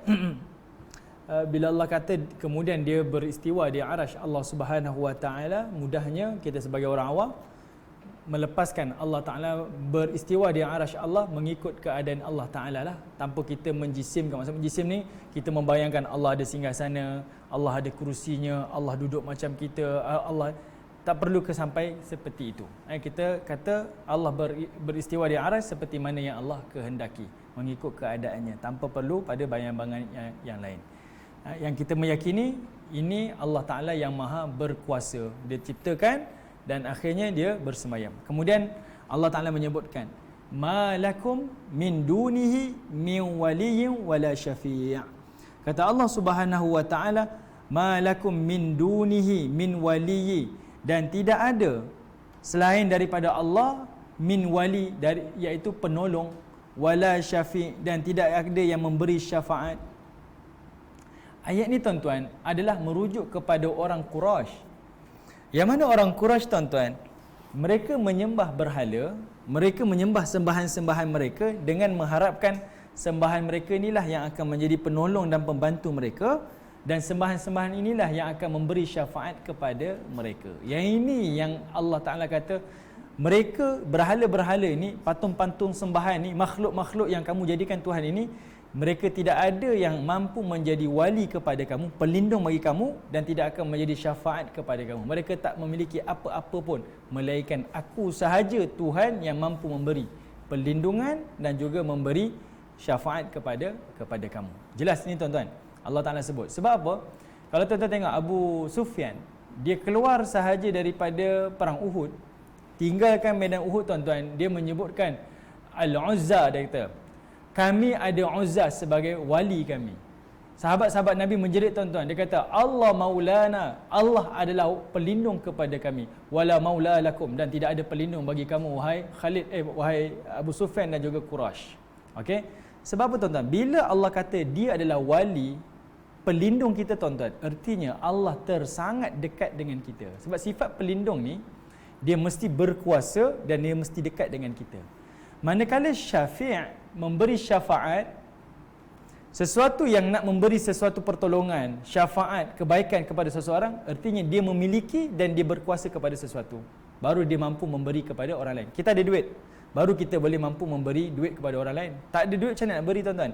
Jadi Allah Ta'ala bila sebut dia adalah wali, pembela kita, pelindung kita dan pemberi syafaat, maka kita faham kedudukan dan ketinggian Allah tu sangat tinggi, lebih daripada makhluk yang lain.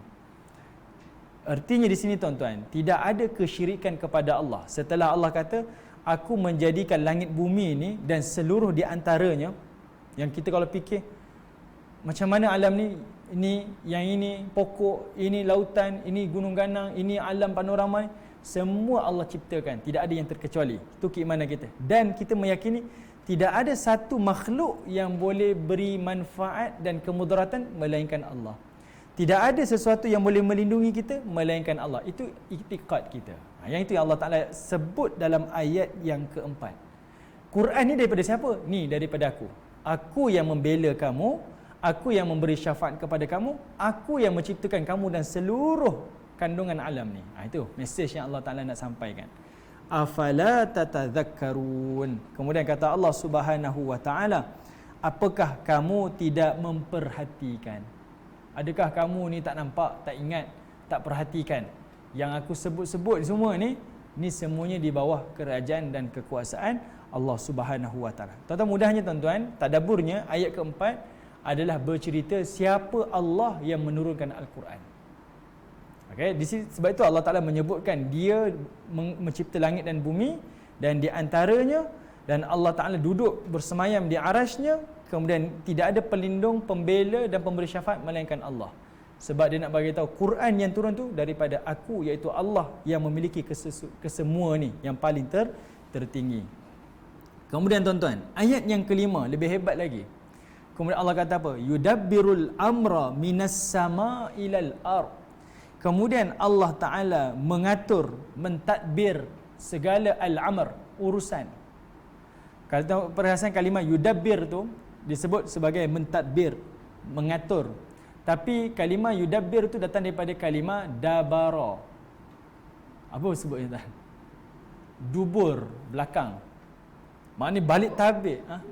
Iyalah. Balik tabir pengurusan, penciptaan, keadaan alam ni tuan-tuan. Datangnya hujan, jangan nampak hujan. Belakangnya siapa? Allah. Panasnya kita tuan-tuan, belakangnya siapa? Allah. Sekarang Malaysia dihujani dengan sakura tuan-tuan. Takoma kan, dia panggil Takoma kan. Saya pun luar biasa tengok, cantik sungguh. Kita tak dapat pergi travel ni, dapat tengok pun jadilah. Punya cantik, kita jangan nampak kecantikan, tapi tengok di balik tu Allah. Sebab itu Allah gunakan kalimah yudabbir. Yudabbiru tu di balik semua urusan Allah. Ada kebaikan berlaku kepada kamu, balik urusan tu Allah. Segala kesusahan, kesulitan yang berlaku kepada kamu, balik tu adalah Allah. Itu maksudnya pentadbiran. Allah yang mengatur, Allah yang menyusun. Di balik semua urusan Allah. Minas sama ilal ard, daripada langit kepada bumi. Maknanya urusan tu daripada atas ke bawah. Ini macam orang atasan ke bawah tuan-tuan.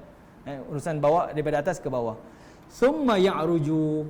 Tuan-tuan perhatikan, thumma ya'ruju, kemudian urusan itu ya'ruju ilaih, naik kepadanya fi yaumin, dalam tempoh satu hari, kana miqdaruhu, yang mana kadar tempohnya alfasanatim mimma ta'uddun, iaitu seperti 1000 tahun menurut perhitunganmu. Okey. Baik, tadi Allah kata aku mengatur alam ni, menyusun alam ni daripada langit ke bumi. Sebab itu disebutkan pemerintahan Allah berada di langit. Okey. Kerajaannya meluas tuan-tuan, tapi dia punya tempatnya adalah berada di langit. Okey, seperti mana saya kata, satu pemerintah negara kita kuasanya di seluruh Malaysia, tapi tempat pentadbirannya adalah di Putrajaya. Macam itulah kita nak mudah faham tuan-tuan. Okey, pentadbirannya di Putrajaya. Jadi Allah kata, aku menguasai alam ni, tapi pentadbiran aku daripada langit. Daripada langit turun ke bumi. Thumma ya'ruju ilaihi. Kemudian naik ke langit ni laporan para malaikat tuan-tuan. Malaikat melaporkan, menguruskan daripada bumi ke langit. Sebab itu dia kata ya'ruju. Ya'ruju ni dia adalah daripada bawah ke atas. Sebab itu kita sebut Isra' Mi'raj. Isra' Mi'raj. Ya'ruju tu, itu Mi'raj tu. Dia daripada perjalanan daripada bumi ke langit. Kalau Isra' perjalanan Mekah ke Palestin. Mi'raj perjalanan bumi ke langit. Jadi kalimah ya'ruju ni dia proses daripada bawah ke atas. Ini adalah laporan para malaikat. Kenapa Allah letak macam ni tuan-tuan? Sebab Allah sedang explain tentang siapa dia. Allah Ta'ala, kita buat sesuatu tuan-tuan, Allah tahu ke tidak? Tahu. Kan Allah Ta'ala ni bersifat kulli syai'in qadir kan? Semuanya di bawah kudrat Allah, kekuasaan Allah Ta'ala. Tapi kenapa jadi macam tu? Sebab Allah Ta'ala menunjukkan kekuasaan dia.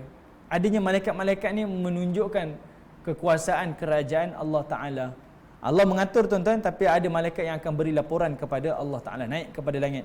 Dan kata Allah, malaikat ni naik dalam tempoh satu hari itu, kalau mengikut mimma ta'uddun, penghitungan kamu, perkiraan kamu, dia seperti alfasanah, seperti 1000 tahun.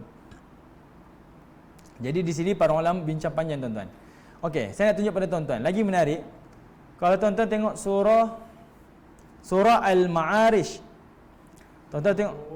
Ya, saya tengok balik. Tuan-tuan tengok surah Al-Ma'arij, surah yang ke-70, tengok ayat yang ke-4. Surah Al-Ma'arij, surah yang ke-70, ayat yang ke-4. Okey. Kalau tuan-tuan tengok, Allah Ta'ala sebut, ta'rujul malaikatu warruhu ilaihi fi yaumin kana miqdaruhu 50,000 sanah. Lagi hebat. Allah kata apa? Para malaikat dan juga ruh. Ruh di sini adalah merujuk pada Jibril. Malaikat umum tuan-tuan. Semua malaikat, jutaan, bilion malaikat umum. Tapi bila Allah sebut Jibril, Allah gunakan kalimah ruh. Sebab apa? Sebab Jibril ni, dia adalah malaikat yang Allah berikan keistimewaan lebih daripada malaikat yang lain. Okay? Dia panggil ruh. Ta'ruju, dia naik kepada Allah Ta'ala fi yaumin, dalam tempoh satu hari, kana miqdaruhu, yang mana kadarnya 50,000 sanah, 50 tahun. 50,000 tahun. Tadi Allah kata 1,000 tahun tuan-tuan. Kali ni 50,000 tahun. Apa mesej daripada Allah tuan-tuan? Para ulama tafsir macam-macam. Mereka bukan khilaf tuan-tuan. Mereka berbeza pandangan di situ adalah menyempurnakan kefahaman lagi kita. Antara yang mereka katakan tuan-tuan, bila satu jarak tu terlalu jauh, dia tak boleh guna jarak kilometer. Dia akan menggunakan jarak tahun cahaya. Kan? Kita nak kata macam mana? Daripada bumi ke mana? Ke bulan, ke bulan kan? Ke matahari. Kita tak boleh kira, ada orang kira kilometer kan, kita tak boleh, kiraan dia terlalu detail, terlalu panjang. Jadi menggunakan pengiraan pergerakan cahaya tu berapa tahun, berapa puluh tahun dan sebagainya. Jadi Allah Ta'ala nak tunjukkan alam ni, langit ni terlalu tinggi, terlalu luas, dan Allah Ta'ala tu berada di tempat yang sangat tinggi. Setelah dia kata thumma stawa 'alal arsh, orang tak boleh bayang macam mana Allah bersemayam di atas arsh ni, macam mana kadar dia. Allah kata kalau ikut perhitungan kamu macam 1,000 bulan. Boleh jadi macam 50,000 tahun. Oh, kita tak boleh bayang. Sangat jauh.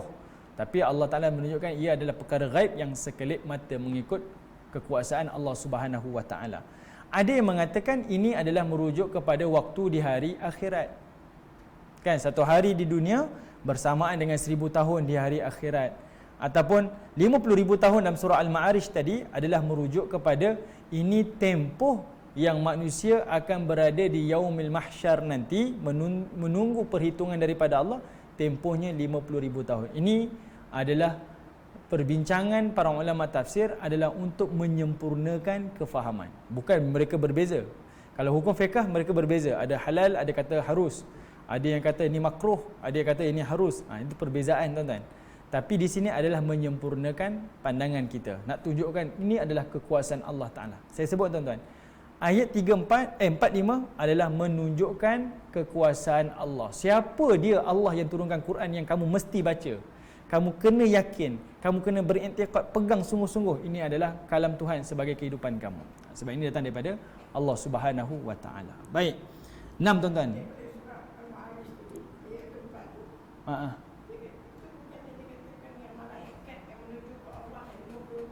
Ya, betul.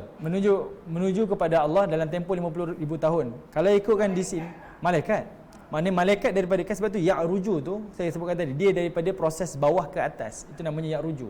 Jadi malaikat ni dia buat laporan dan tempoh sehari, pergerakan dia daripada bumi ke Allah, tempohnya sehari kata Allah sama macam 50,000 tahun. Jadi para ulama berselisih, memberi kefahaman masing-masing, mengatakan 50,000 tahun itu adalah merujuk tempoh satu hari dunia, 50,000 tahun akhirat. Contoh, ada yang kata 50,000 tahun itu nak menunjukkan hari mereka berada di yaumul mahsyar. Kalau yang kata ni 50,000 sehari dekat dunia, 50,000 hari akhirat. Kalau kamu berdiri di hari mahsyar nanti, yang inilah 50,000 tahun. Sehari berdiri nak tunggu hari hisab ni, 50,000 tahun dekat dunia tu tempoh dia. Faham maksud saya? Jadi kita dah boleh bayang. Itu sebab dia bukan nak menunjukkan perbezaan kamu salah, kamu betul.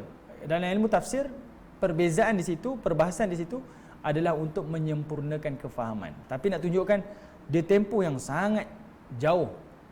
Langit sangat tinggi dan sangat luas. Okey? Adalah perbincangan ulama di situ. Okey. Baik. Allah Taala nak tunjukkan kekuasaan dia. Ayat ke-6 akhir sekali tuan-tuan sebelum kita berhenti. Allah kata zalika alimul ghaib.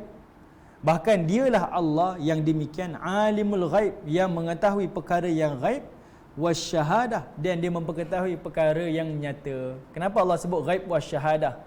Allah sebut yang zahir dan juga yang batin. Kenapa Allah tak kata aku yang zahir sahaja, aku mengetahui yang ghaib?